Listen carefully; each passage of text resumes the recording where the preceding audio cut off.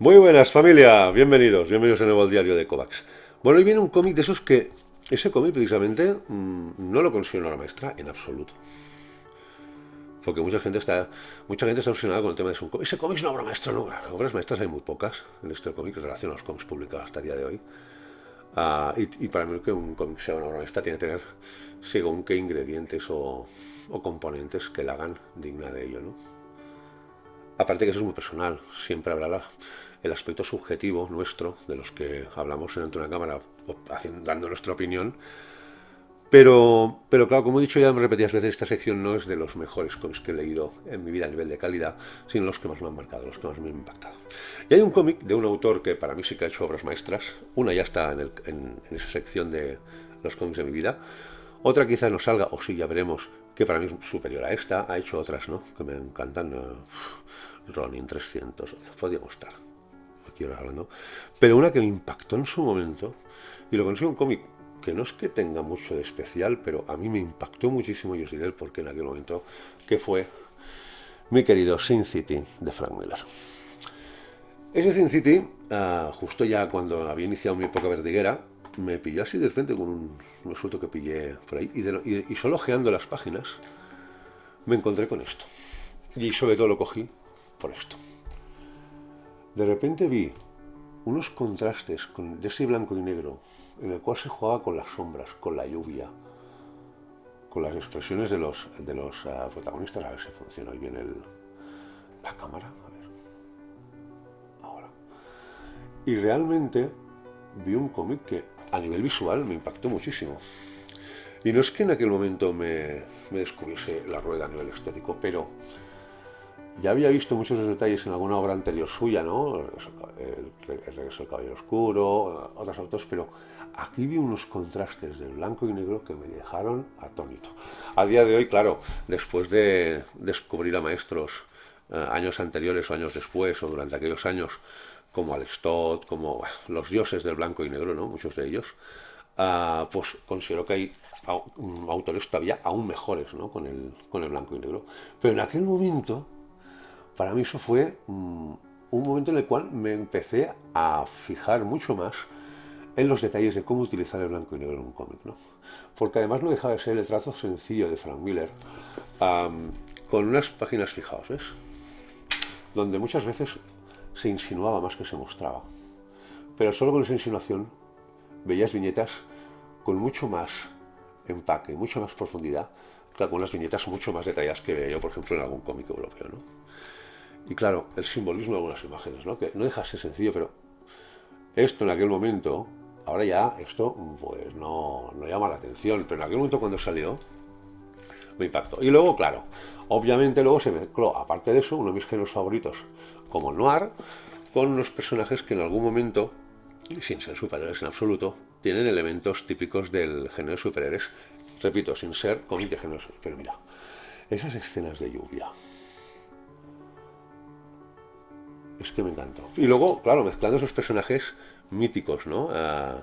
El detective intentando proteger a esa bailadora de striptease, ese, ese hombre inmenso con fuerza sobrehumana, pero con el corazón para ser cosas más blando que el de cualquiera, ese asesino despiadado que era más rápido que su propia sombra, un poco hacia una comedia del club, asesino despiadado, ese político corrupto, ese alcalde corrupto más malo que cualquier mal que hayas conocido a lo largo. No sé, uno de personajes que te enganchaban, tramas así que se llama el casting, siendo igualmente una trama que ya estábamos viendo en muchos cómics y tampoco es que.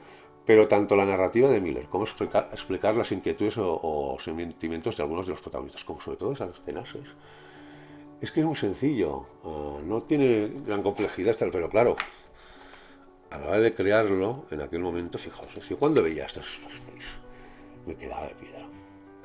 ¿Vale? Esa edición a mí particularmente de Norma, a ver, no es mi preferida, es esa estafa así como las que digo yo, no las atrapa polvo, ¿no? Esto coge el polvo y la porquería como quieran, pero bueno, hay dos tomos de esto, Sin City. Para mí lo bueno de Sin City es la primera parte, luego la segunda ya no es lo mismo, aunque, oye, a nivel gráfico me seguía gustando y me lo seguía tragando, vamos, y además a gustito.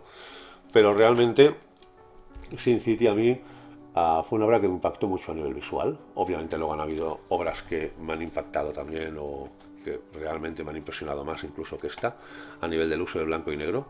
Pero sobre todo cuando me dio por empezar a investigar por los grandes clásicos, ¿no? Los grandes clásicos del blanco y negro, como he dicho algunos, ¿no?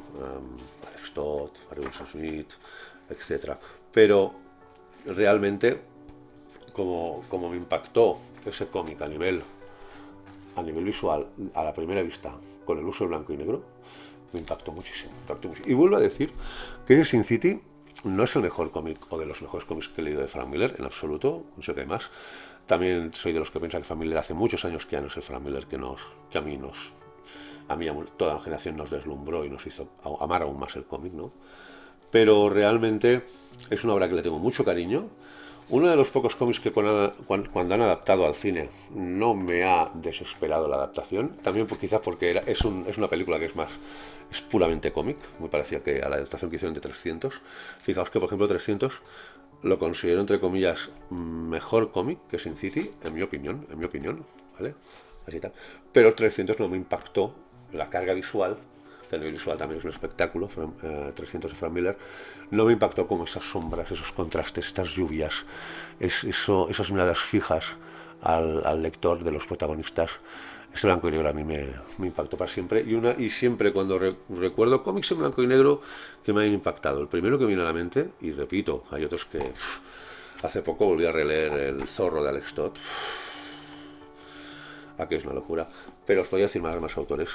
Pero el que más que me hizo empezar a fijarme más en el uso del blanco y negro, la iluminación, las sombras, las texturas, todo lo que se podía aprovechar con ese blanco y negro, fue ese cómic Sin City de Frank Miller, que lo descubrí en los 90 y que en plena época vertiguera, fiebre vertiguera, y que realmente a mí me impactó y me llamó. Por ejemplo, luego es un cómic que era Ronin de Frank Miller. A mí personalmente me gusta más que como historia, como cómic, aunque también es un cómic que también sé que a muchos lectores no les gustará tanto como les puede gustar Sin City, pero a mí particularmente me gustó más.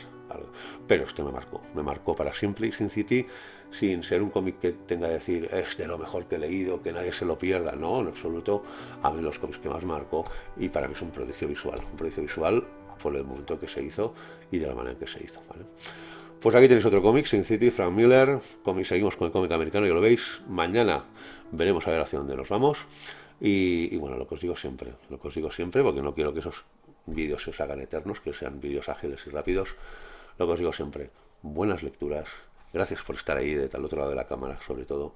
Y ser felices, sobre todo, ser felices. Chao.